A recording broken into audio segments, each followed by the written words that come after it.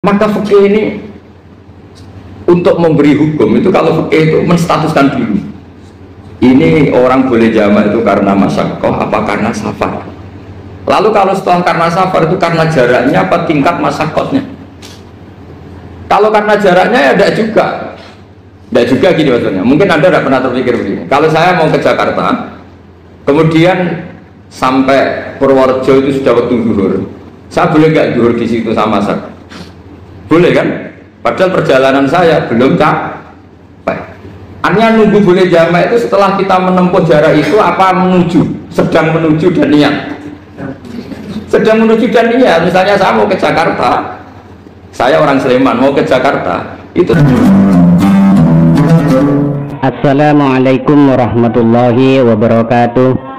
Seluruh sahabatku, sahabat Ngos Baha dimanapun Anda berada, alhamdulillah pada kesempatan ini kita bisa berjumpa lagi di channel Ngos Baha. Pada kajian kali ini mari kita simak dengan seksama, semoga menjadikan ilmu yang bermanfaat. Bismillahirrahmanirrahim. Alhamdulillahirabbil alamin wassalatu wassalamu ala asyrofil mursalin sayyidina Muhammadin wa ala alihi wasallam. Ayahnya makanya jadi ahli fikih itu susah-susah gampang. Jenengan jangan hanya berpikir protes dengan ketentuan fikih, mengkaji yang sebanyak-banyaknya. Itu tadi. Misalnya Anda seorang supir permanen.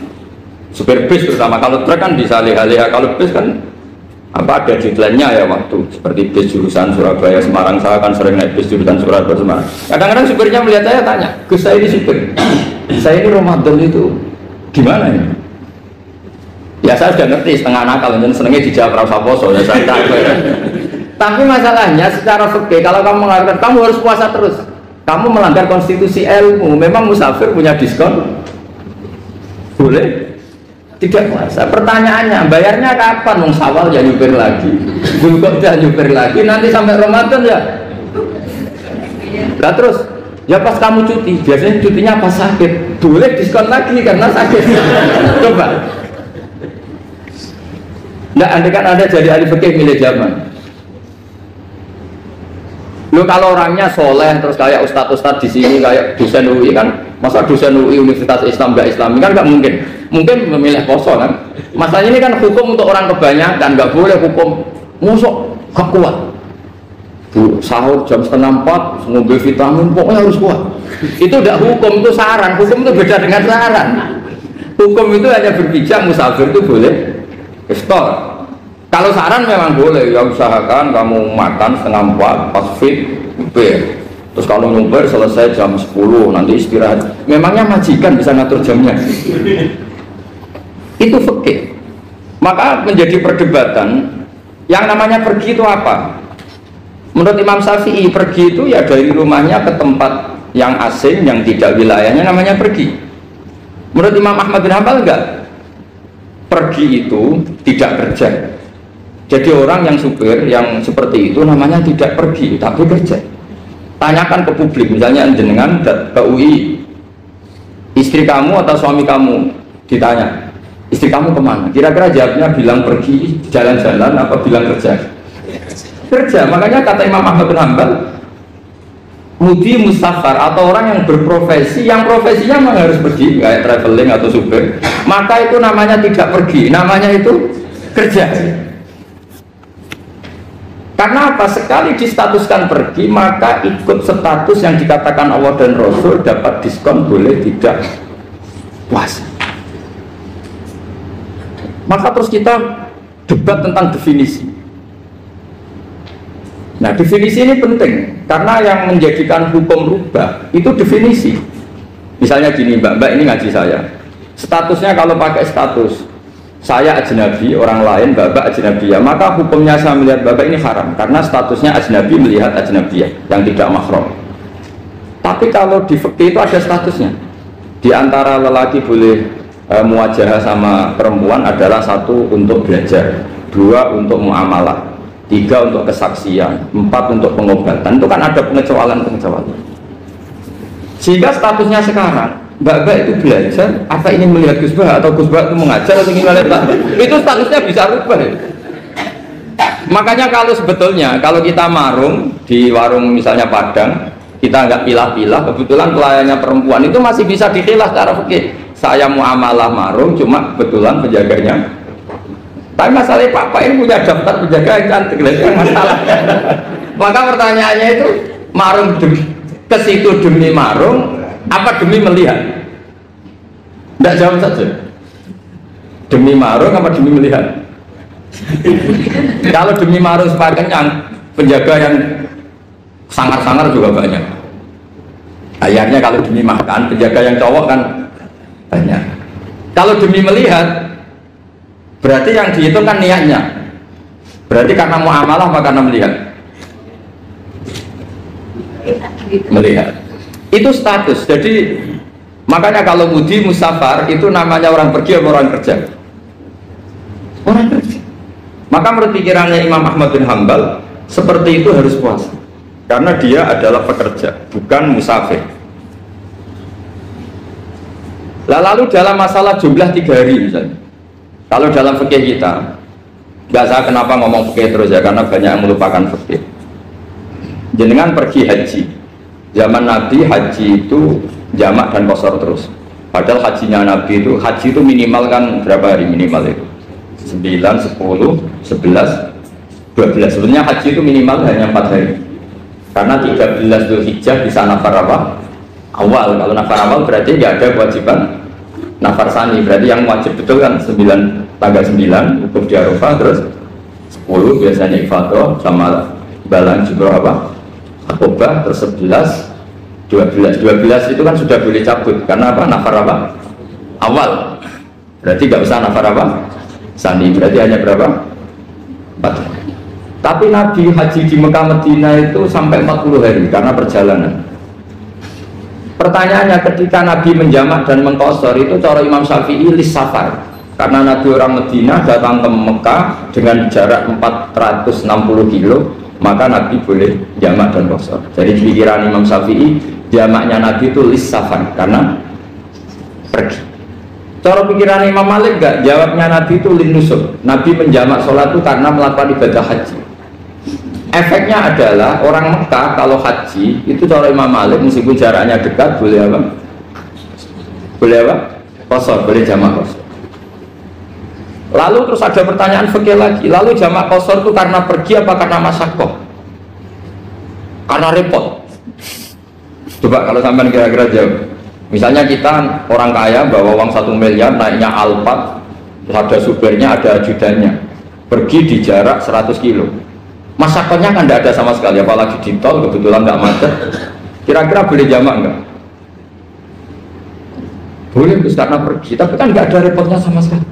Dibanding misalnya yang ngebis bawa beras 1 kintal gitu kan, udah gitu suruhan orang lagi kan pusing. Maka fikih ini untuk memberi hukum itu, kalau fikih itu menstatuskan dulu. Ini orang boleh jamak itu karena masyaqqah apa karena safar. Lalu kalau setelah karena safar itu karena jaraknya apa tingkat masyaqqahnya. Kalau karena jaraknya ya tidak juga. Tidak juga gini maksudnya. Mungkin Anda tidak pernah terpikir begini. Kalau saya mau ke Jakarta, kemudian sampai Purworejo itu sudah waktu zuhur. Saya boleh nggak zuhur di situ sama masak? Boleh kan? Padahal perjalanan saya belum capek. Artinya nunggu boleh jamak itu setelah kita menempuh jarak itu apa menuju, sedang menuju dan niat. Sedang menuju dan niat. Misalnya saya mau ke Jakarta, saya orang Sleman mau ke Jakarta, itu sampai mana itu Magelang itu sudah boleh jamak kan? Boleh nggak? Boleh karena saya mau ke. Nah pertanyaan cara fikih mungkin Anda tidak terlintas. Ternyata ditelepon sama istrinya nggak jadi pergi. Padahal sholatnya kadung di jamak duhur dan asar. Apakah setelah di rumah sholat lagi? Sama nggak pernah mikir gitu. Karena tidak nekuni fikih. Jadi orang fikih itu sudah pusing, makanya jangan diprotes terus. Kita ini sudah pusing. Lalu orang itu enak aja protes terus. Tidak menurut jenengan nanti wajib sholat lagi enggak? Dia bolehnya jamak kan berdasar berstatus musafir. Ternyata selama Magelang ditelepon istrinya nggak jadi. Dia kadung sholat duhur dan asar. Setelah pulang masih jam 1. Terus ada asar, wah sholat. Kalau ada sholat lagi apa ada? Jangan saran. Kalau saran, wah sebaiknya sholat lagi. Itu tidak hukum, itu saran itu namanya. Saran dengan hukum beda. Sholat lagi pada. Oh, ketika ada jaga itu berdasar malas atau berdasar hukum? Apa?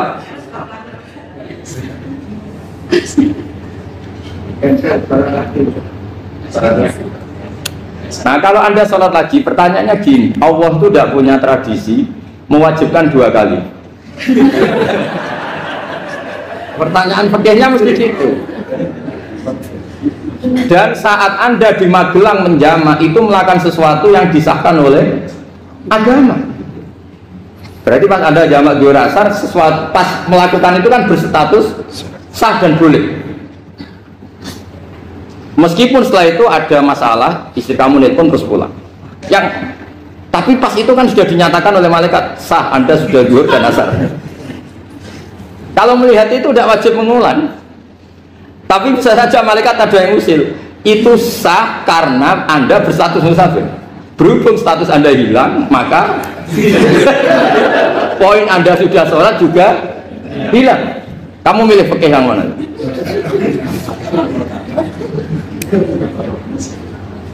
Jadi peneliti fikih itu beda dengan orang-orang yang mendengarin protes. Beda karena nekuni itu beda karena ada konsekuensinya. Makanya fikih itu sampai saya punya kitab fikih itu dikarang 1 orang itu jumlahnya 20 jilid, per jilid itu segini. Jadi 1 meja ini dikarang 1 orang. Itu mulai yang presisi, yang detail sampai yang khayal. Yang khayal juga ada.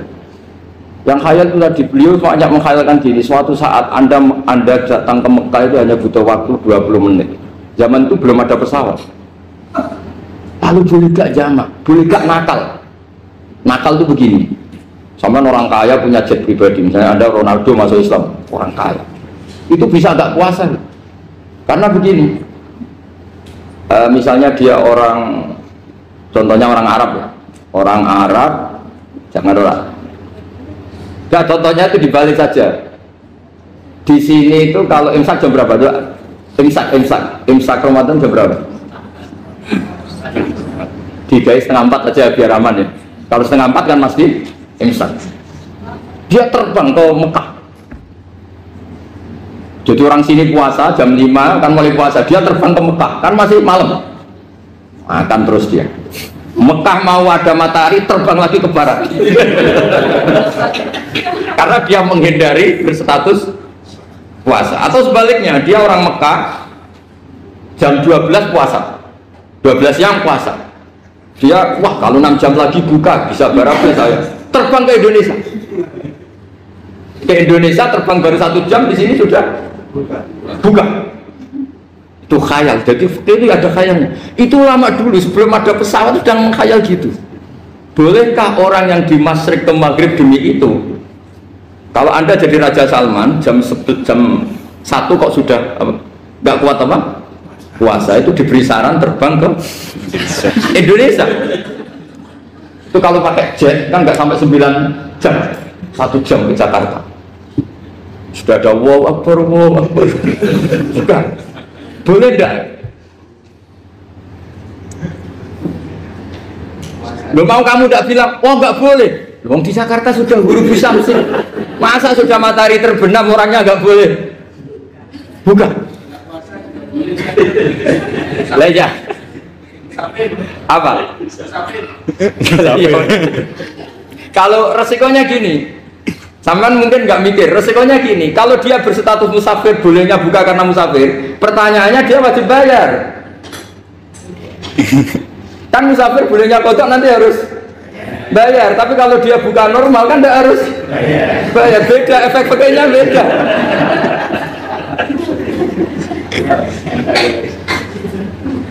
Sampean jangan protes, Gus Baik gimana, mau ngaji mana tidak senang. Ini kan ngajinya para dosen, para pegawai, jadi harusnya itu jadi mufti, ngaji untuk jadi mufti, bukan ngaji untuk mendengarkan. Jadi Makanya saya mohon jangan sering protes sama ulama. Ulama sudah pusing. Karena efek-efek hukum itu tidak gampang. Kayak tadi misalnya, kalau dia boleh buka atas nama musafir, resikonya wajib bayar. Masalahnya Raja Salman ini mau enggak? Dia inginnya. Maka pertanyaannya itu kitab yang milik saya tadi yang 20 jilid tadi. Ulama itu mulai dulu sudah membayangkan bagaimana kalau suatu saat ada satu kendaraan. Kenapa ulama bisa bayangkan itu? Karena ada buruk. Meskipun mereka nggak numpak buruk, hanya Rasulullah, tapi kan bisa bayangkan ada toyul waktu. Waktu itu bisa dilipat. Karena ulama dulu ahli astronomi, jadi bumi itu bulatnya gini, muternya gini. Berarti suatu saat ada satu ilmu di mana orang ngambil satu posisi terus melewati toyul waktu, ngalami lintasan waktu. Mulai dulu itu sudah dibicarakan. Pertanyaannya lalu status orang ini kayak apa? Misalnya tadi orang Mekah ingin cepat buka terbang ke Indonesia. Orang Indonesia menghindari imsak, misalnya 3:30, dia belum sahur. Wah, kalau saya di Indonesia ini sepatnya sahur. Wah, saya tak terbang ke Mekah. Enak kan terbang di Mekah ternyata masih jam 8. Wah, bisa makan sepuasnya jam 8 malam, maksudnya jam 20. Kan enak ya. Barwarek balik ke Indonesia wis jam 1 siang. Jam 1 siang kalau ingin cepat buka terbang ke timur. Langsung buka. Berarti dia kira-kira masa aja 3 jam. Tapi terus ya mungkin kalau sampean tahu kok sudah repot-repot ngono tinggal turu nggak sinetron kok buka dewe. Itu tidak hukum, saran itu namanya apa? Kalau hukum tetap tadi yang dikatakan puasa adalah imsak, mulai jam imsak sampai hurufus samsi. Lalu pertanyaannya lagi, hurufus samsi sampai imsak itu konversi jam apa nyata-nyata hurufus samsi? Kalau yang diliwati khatul istiwa itu nyata, fi'lan, kalau dalam bahasa Arab fi'lan awaqiyah. Tapi kalau Anda orang kutub, saya sering kirim-kiriman surat sama mufti-mufti yang ada di Timur Tengah, di Eropa, konsultasi maksudnya. Orang kutub itu kan tidak ada matahari, tidak ada apa-apa. Jika kalau Anda baca kitab di kutub, mesti Gus Bah ajaran pembohong. Misalnya orang kutub ngaji saya, kamu harus subuh sebelum matahari terbit. Sekali matahari terbit, waktunya hilang. Duhur setelah matahari agak ke barat. Asar kalau matahari terbenam, hilang waktunya. Terus mereka mesti bilang, mataharinya di mana? Maka pertanyaannya, boleh gak mengkonversi waktu untuk orang kutub? Jadi misalnya pola umum subuh jam 4:30, berarti antara subuh dan qadha itu 1,5 jam. Subuh sama zuhur polanya berapa berarti? Kalau 4:30 sampai jam 12 itu 6 sama 7,5. Berarti ya kira-kira habis subuh nunggu 7,5 jam baru zuhur, nunggu 3 jam baru asar, nunggu 3 jam baru maghrib. Berarti waktu puasa kira-kira antara jam 4 sampai jam 6. Berarti berapa jam itu? 12 sama 2 14 jam. Oke, berarti orang kutub harus puasa 14 jam, tidak bergantung waktu mata. Tapi ada lagi pertanyaan lucunya gini, lalu 14 jam ke situ dimulai dari mana? Apa asal 14 jam? Apa harus ada konsensus setarnya?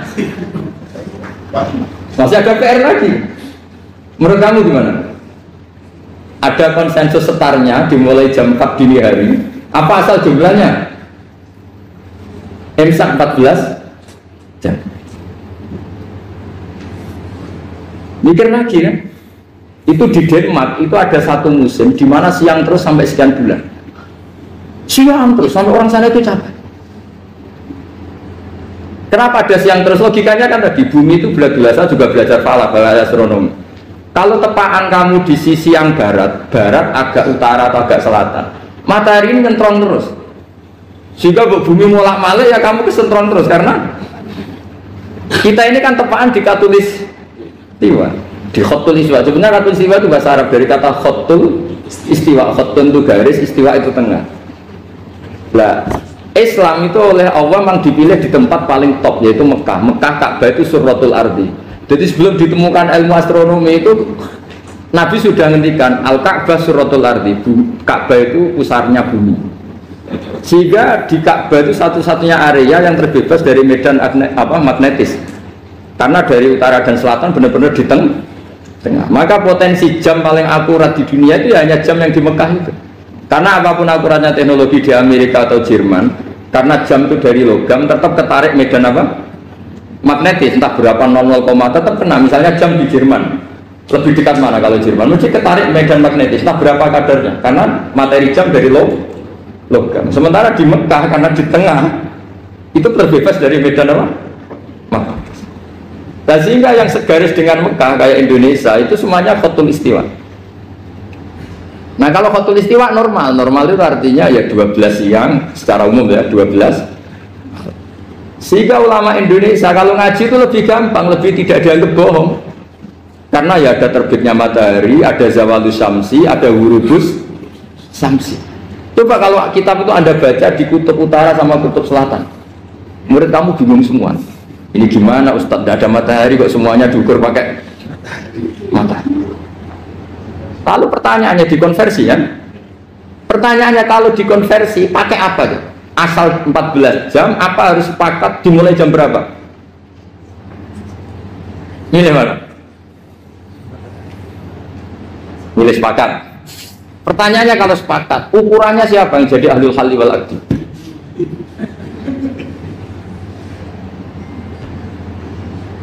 Jadi orang fikih itu sudah bingung, makanya saya mohon jangan sering diprotes. Saya pernah ketemu ulama, saya kan sering ikut komunitas di New York, itu andekan dibur, itu pas persis Ka'bah. Jadi buminya itu kalau dibur itu pas persis Ka'bah. Lalu pertanyaannya, ada kiblat tidak di sana? Ya bumi kan gini ya, kalau dalam bahasa falak itu ada rubuk namanya. Rubuk itu bumi yang sewaktu itu hanya yang seperempat. Ya bumi yang sewaktu itu hanya seperempat. Jadi kita sekarang siang, berarti yang baru siang hanya seperempat bumi. Nanti yang malam ya hanya seperempat bumi. Ya, misalnya sekarang kita di sini siang, di Arab Saudi kan belum, ini masih setengah 6. Ini sekarang di Arab Saudi baru setengah 6. Lah itu ada daerah di mana dengan Ka'bah itu pas atas sama bawah. Harusnya kan bebas arah. Apa? Bebas arah. Lalu orang sana sholatnya itu menghadap kemana? Pernah ulama New York itu minta fatwa ke Rabitatul Alam al-Islami. Lalu kita harus menghadap kemana? Makanya dalam dunia anekdot ulama itu ada anekdot Abu Nawas, orang yang nggak pernah kalah debat. Dia tuh terkenal nggak pernah kalah debat. Tapi dia ada ilmuwan. Dia punya tetangga ilmuwan, punya pengaruh besar. Semua orang ngaji ke ilmuwan itu. Mantelnya bukan main, karena dia ahli falak, ahli astronomi. Mau nandingi dia tidak bisa, gak nandingi itu reputasinya jatuh. Orang itu berteori kalau bumi itu bulat-bulat. Kalau kamu jalan ke sini, maka akan tertitik yang suatu saat si profesor ini kemalingan, terus minta tolong Abu Nawas rumah saya kemalingan. Terus lari kemana malingnya? Ke timur. Setelah ke timur, larinya ke timur. Abu Nawas lari ke barat. Lari ke barat. Terus ditanya, sudah tak bilangin malingnya lari ke timur kok kamu lari ke barat? Nanti ketemu di titik yang sama. Sementara itu profesornya makel. Oh kamu nyindir. Artinya Abu Nawas gak terima. Teori Anda itu gak bisa. Secara keilmuan benar, tapi secara faktual gak boleh. Berarti kalau ada orang ngejar istrinya lari ke timur, dia harus tetap ke barat. Nanti ketemu di titik yang sama. Jadi malingnya tuh lari ke timur, Abu Nawas ngejar ke barat. Ketika ditanya profesornya, sudah bilangin malingnya tuh lari ke timur, kenapa ada ke barat? Kata Anda nanti ketemu di titik yang sama, karena dulu bulat-bulat. Nah pertanyaannya gini, lalu kalau yang segaris itu ada arah enggak? Kayak New York tadi. Menurut kamu tetap berkiblat apa enggak usah? Loh kalau yang rubuk jelas. Gitu, kalau rubuk begini loh, misalnya begini, terus kamu di sini sama sini kan masih ada arah, tapi kalau sini sama sini masih butuh kiblat.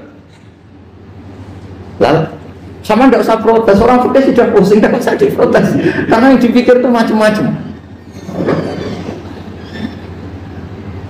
Lah ya makanya ini mengkaji ya, saya mohon ya kayak tadi ini mengkaji, saya mohon saya cukupkan sekian, sementing apa ya, kita ada respeknya lah sama ulama. Jadi ulama itu susah, mikirnya susah, harus tanggung jawab di depan Allah, di dunia diprotes terus. Ya, saya kira demikian. Assalamualaikum warahmatullahi wabarakatuh. Alhamdulillahirrabbilalamin. Seluruh teman-teman subscriber Ngaus Gus Baha telah kita ikuti bersama pengawasan beliau. Semoga seluruh yang beliau sampaikan menjadikan ilmu yang bermanfaat bagi kita semua. Amin ya rabbal alamin.